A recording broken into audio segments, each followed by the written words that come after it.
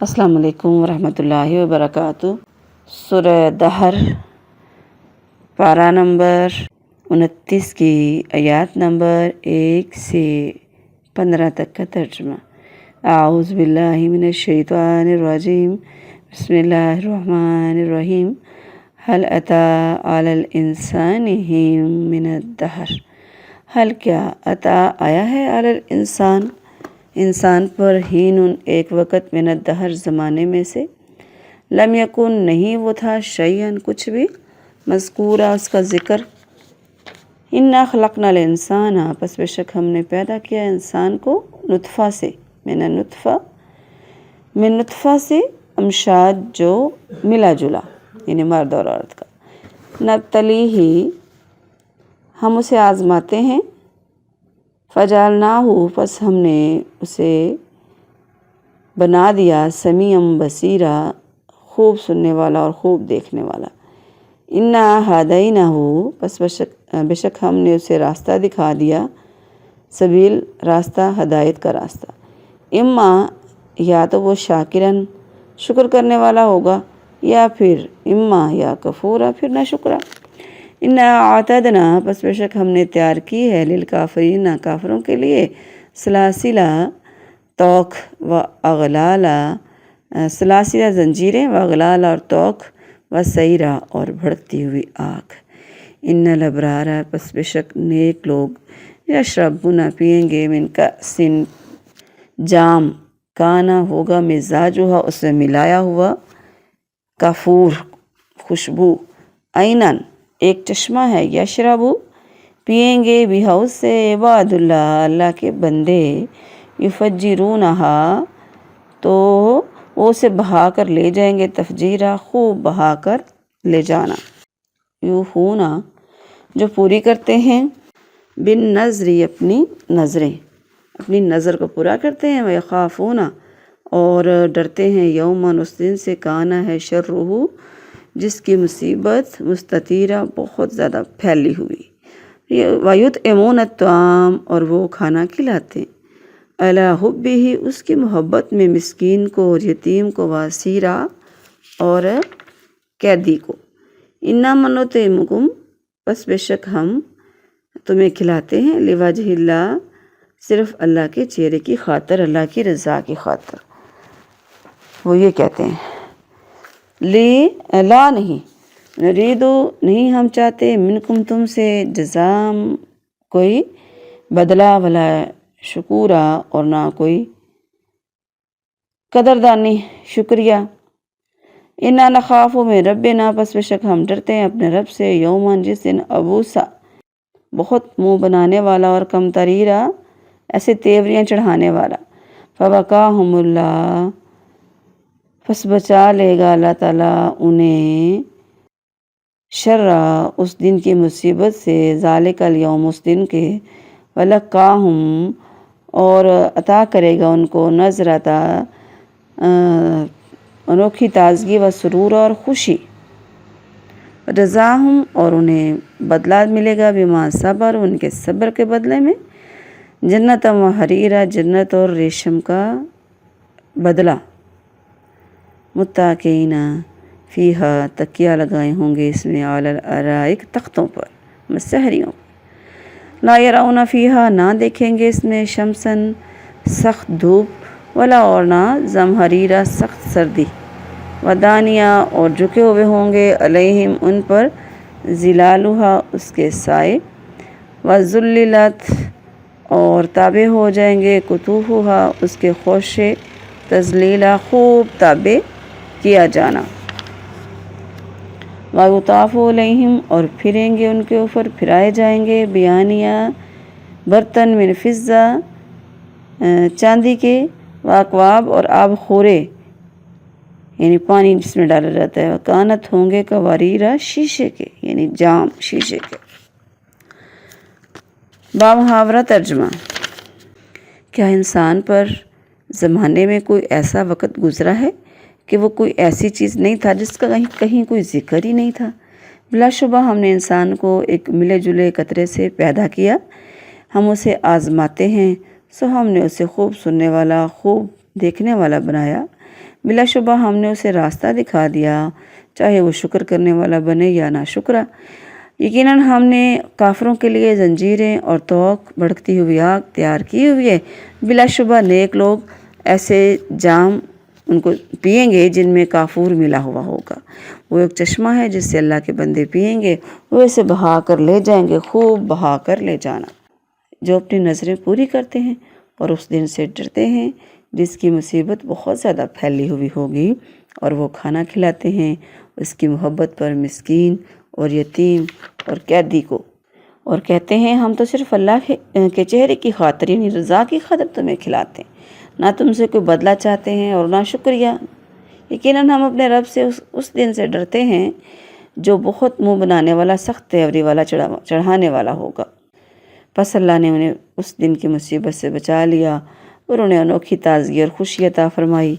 اور انہیں ان کے صبر کرنے کے بدلے میں جنت اور ریشم کا بدلہ عطا فرمایا، اور وہ اس میں تختوں پر تکیہ لگائے ہوئے ہوں گے، نہ اس میں سخت دھوپ دیکھیں گے اور نہ سردی، اور ان کے سائے ان کے اوپر جھکے ہوئے ہوں گے، اور اس کے خوشے تابع کر دیے جائیں گے، خوب تابع کیا جانا، اور ان پر چاندی کے برتن اور آب خورے پھرائے جائیں گے جو شیشے کے ہوں گے۔ سبحان اللہ۔ السلام علیکم ورحمۃ اللہ وبرکاتہ۔ سورہ دہر، پارہ نمبر 29 کی آیات نمبر 1 سے 15 کی تفسیر۔ اعوذ باللہ من الشیطان الرجیم، بسم اللہ الرحمن الرحیم۔ رب اشرح لی صدری ویسر لی امری واحلل عقدۃ من لسانی یفقہوا قولی، رب زدنی علما۔ سورہ دہر، دہر کا معنی ہے زمانہ۔ یہ مکی صورت ہے، اس کی 31 آیتیں اور 2 رکوع ہیں۔ هل أتى على الإنسان حين من الدهر، یہ جو صورت ہے نا سورہ دہر، اس کو سورہ انسان بھی کہا جاتا ہے، سورہ هل أتى بھی کہا جاتا ہے۔ حدیث میں آتا ہے کہ رسول اللہ صلی اللہ علیہ وآلہ وسلم جمعہ کے دن فجر کی نماز میں سورہ سجدہ اور سورہ دہر کی تلاوت کیا کرتے تھے۔ یہ جو شروع والا آیت ہے نا، سب سے پہلے سوال اس میں کیا جا رہا ہے، پوچھنے والا ہے جو پوچھتا ہے، اس میں پوچھا جا رہا ہے کہ کبھی تو کوئی خبر معلوم کرنے کے لیے بات کی جا رہی ہے کہ کیا انسان پر کوئی ایسا وقت آیا ہے، مقصد یہی ہے کہ انسان اپنی پیدائش کو دیکھے۔ یہاں پہ اللہ نے سوال کیا انسانوں سے کہ انسان اپنے آپ کو دیکھے، جب وہ کچھ بھی نہیں تھا، اس کا کوئی نام و نشان بھی نہیں تھا، تو اللہ تعالیٰ نے اس کو کیسے پیدا کیا؟ کسی میں ذکر میں، کسی بات میں، کہیں بھی خیال میں بھی نہیں تھا۔ بعض لوگ یہ سمجھتے ہیں کہ مرنے کے بعد دوبارہ زندہ نہیں کیا جائے گا، تو اللہ تبارک نے بتایا کہ خاک ہو جانے کے بعد انسان کو دوبارہ پیدا کر سکتا ہوں، کہ ہم نے انسان کو پیدا کیا، انا خلقنا الانسان من نطفہ امشاج، یعنی انسان کی پیدائش صرف مرد یا عورت کے نطفے سے نہیں ہوئی، بلکہ دونوں کے ملے جلے نطفے سے ہوئی، کیونکہ دونوں کے ملنے سے ہی حمل جو ہوتا ہے منعقد ہوتا ہے نا۔ ام سلیم رضی اللہ عنہ روایت کرتی ہیں کہ رسول اللہ صلی اللہ علیہ وآلہ وسلم نے فرمایا، مرد کا پانی سفید گاڑھا اور عورت کا پانی پتلا زرد ہوتا ہے، اس میں سے جو غالب آ جاتا ہے یا سبقت کر جاتا ہے، مشابہت اسی سے ہی ہو جاتی ہے بچے کی۔ اللہ نے فرمایا نبتلی، ہم انسان کو آزماتے ہیں۔ مقصد کیا ہے انسان کی پیدائش کا؟ آزمائش، اچھے عمل کرتا ہے یا برے۔ فجعلناہ سمیعا بصیرا، ہم نے اس کو سننے والا بنایا، دیکھنے والا بنایا۔ بظاہر جانور بھی دیکھتے بھی ہیں، سنتے بھی ہیں، مگر اللہ نے انہیں سمیع و بصیر نہیں کہا، کیونکہ وہ عقل کی نعمت سے محروم ہے۔ اللہ تعالیٰ نے انسان کو سننے اور دیکھنے کے لیے ایسی قوتیں دی ہیں جس سے اس کو پتہ چل جاتا ہے برا کیا ہے اور اچھا کیا ہے، وہ اس چیز میں تمیز کر سکتا ہے۔ انا ہدیناہ السبیل، ہم نے اس کو انسان کی آزمائش کرنے کے لیے اسے سمع اور بصر اور عقل کی نعمت عطا کرنے پر چھوڑ نہیں دیا، کر کے ایسے نہیں چھوڑ دیا، بلکہ اسے صحیح اور غلط راستہ بتانے کا اہتمام بھی کیا، اسے بتایا، دکھایا، نیکی اور بدی کی تمیز اس کی فطرت میں رکھ دی، یہ بھی بتا دیا کہ اچھے کام کرو گے تو اس کا انجام کیا ہے، انبیاء علیہ السلام کے راستے کو اپناؤ گے تو اس کا کیا پھر انجام ہے، اما شاکرن و اما کفورا۔ اب اللہ نے بتا دیا کہ اتنا کچھ دے دیا ہے نا، عقل دی ہے، فہم دی ہے، سمع و بصر دیا ہے، اب اس کی مرضی ہے کہ اس کو راستے جو بتائے گئے ان راستے پر چل کر اللہ کی نعمتوں کا شکر ادا کرتا ہے، یا راستے کو چھوڑ کر اس کی ناشکری کرنے والا بن جاتا ہے۔ اِنَّا اعْتَدْنَا لِلْكَافِرِينَ سَلَاسِلَ، یہاں پہ اللہ تعالیٰ نے انسان کی جو انکار کرنے والے ہیں ان کا انجام بتایا کہ ان کے لیے زنجیریں ہیں، توقے ہیں، آگ ہے، استغفر اللہ،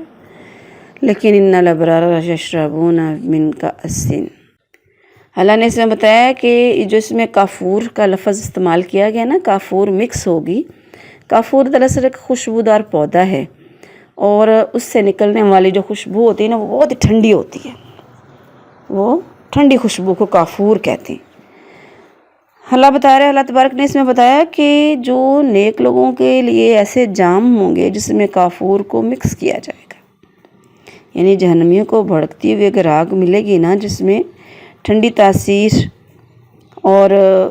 خوشبو کا کہیں دور دور تک کوئی بھی نام و نشان نہیں ہے، لیکن جو اللہ کے بندے ہیں اللہ تبارک ان کو ایسی شراب پلائے گا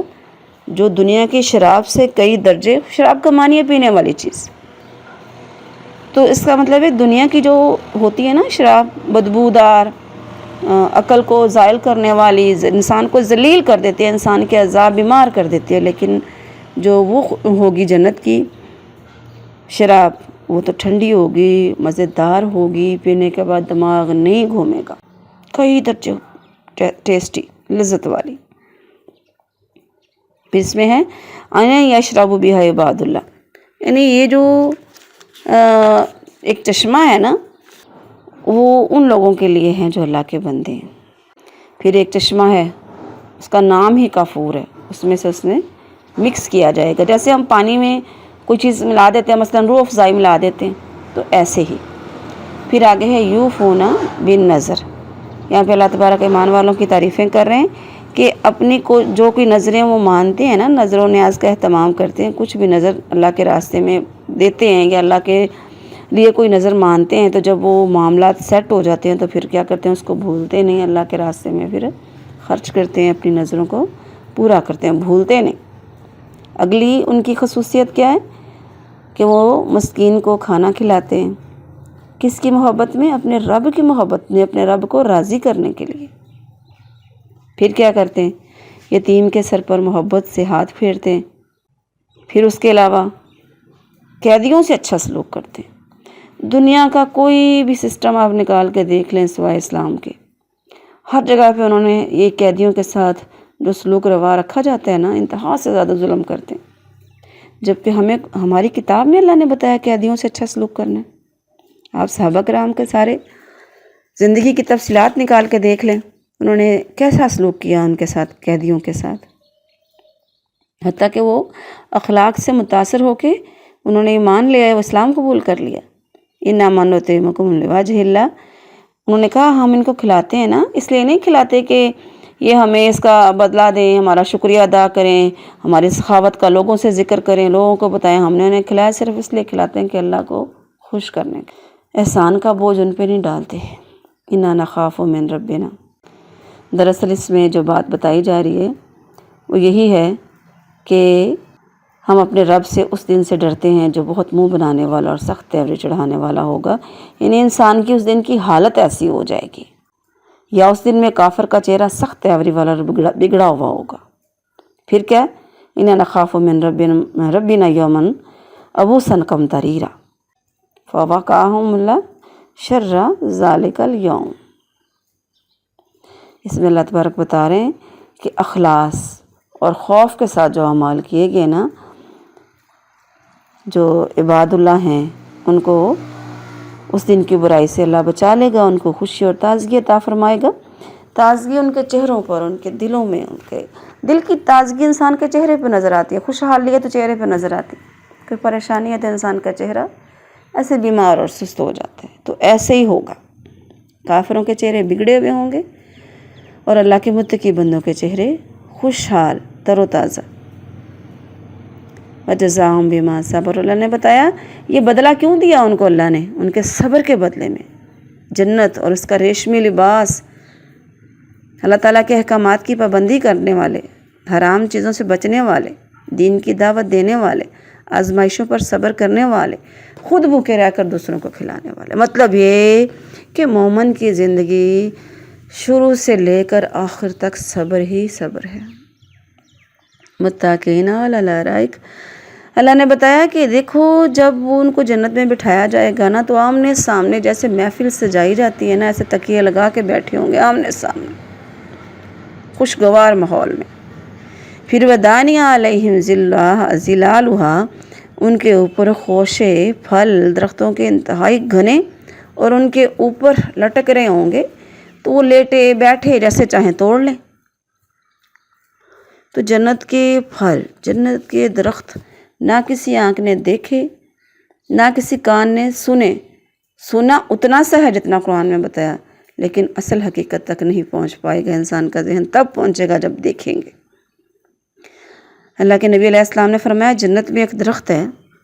جس کے نیچے سے سوار 100 برس تک بھی چلتا رہے گا نا مگر اس کا فاصلہ طے نہیں کر پائے گا۔ وَيُطَافُ عَلَيْهِمْ بِآنِیَةٍ، یعنی ان کی مجلس میں چاندی کے ایسے برتن اور آب خورے جس میں پانی ڈال کے پھر جام گلاس جس کے کہتے ہیں دور چلے گا، جو شیشے کے جیسے ہوں گے۔ جیسے دنیا میں ہم خوبصورت شیشے کے میں پیتے ہیں نا، تو یہ دنیا کا اتنا پیارا لگتا ہے، تو وہ سوچیں کیسا ہوگا پھر۔ ایسا شیشہ جو چاندی سے بنا ہوگا، ایسے برتنوں کا دنیا میں کہیں وجود ہی نہیں ہے، کیونکہ دنیا کی چاندی کو اللہ نے کیا فرمایا، ہر چیز کو مچھر کے پر کے برابر فرمایا۔ تو پینے والوں کے لیے ضرورت کے مطابق قدرہ تقدیرہ، اندازے کے مطابق، نہ کم نہ زیادہ۔ سبحان اللہ۔ اللہم انا نسألک الجنات الفردوس۔